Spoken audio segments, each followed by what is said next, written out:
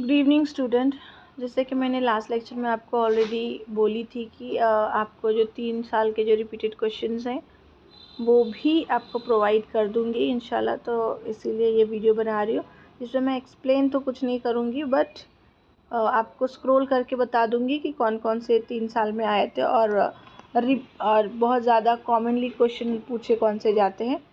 तो वो तीनों वो सारी चीज़ आपको ध्यान में रखना है। ओके, सो इससे पहले मैंने बताया कुछ क्वेश्चन वीडियो में कि लाइक हाँ ये रिपीट हुए हैं। सो वैसे ही क्वेश्चन नंबर फर्स्ट ये भी रिपीट हुआ था इस साल, जो अभी जो बीएड के बच्चों ने एग्ज़ाम्स दिए हैं।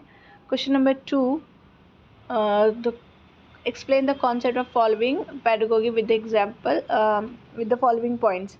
ये इस साल भी आया था, तो आप लोगों को इस पे फोकस करना चाहिए। प्लस ये explain the approach of advantages of pedagogy and write its uses, blending and scenario based learning, ये भी आया था इस बार, तो आप लोगों को इस पे ध्यान देना चाहिए। Plus what is ICT, write the uses of ICT in the following educational process, ये भी क्वेश्चन रिपीट हुआ है इस साल। तो आप लोगों के लिए बेनिफिशियल है कि ये कॉमन क्वेश्चन पूछे जाते हैं और इस पे आप अच्छे मार्क्स स्कोर कर सकते हो। वाई यू नो, बिकॉज़ ये हमारे प्रैक्टिकल बेस्ड जो हम अपने स्कूल कॉलेजेस में पढ़े हैं और जो हमारे टीचर्स ने पढ़ाई है, एज अ टीचर आप खुद पढ़ रहे हो, वो सारी चीज़ें उसमें फिट अप कर सकते हो। चैलेंजर बैरियर क्या क्या आते हैं इंडियन स्कूल्स में, क्या क्या फेस करते हैं।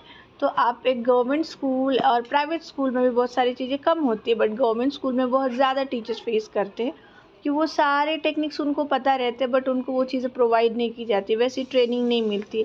तो ये भी क्वेश्चन रिपीट हुआ है ऑलमोस्ट। ये जितने भी मैंने जो 3 साल के जो रिपीटेड बताए, ये इस साल सारे रिपीट हुए हैं क्वेश्चन।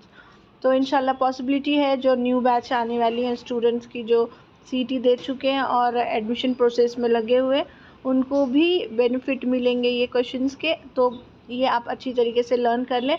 और आईसीटी का सबसे बेस्ट रूल ये है कि आप अपने ओन वर्ड्स में जितना अज्यूम करके या फिर प्रैक्टिकली बेस्ड आप लिख सकते हो लिखो, बट एक चीज़ मेक श्योर करना है कि जब आप आंसर्स लिखते हो, 3 घंटे का पेपर है, कैरी योर वॉच, बिकॉज ज़रूरी नहीं है कि उस क्लासरूम में आपको वॉच अवेलेबल रहे।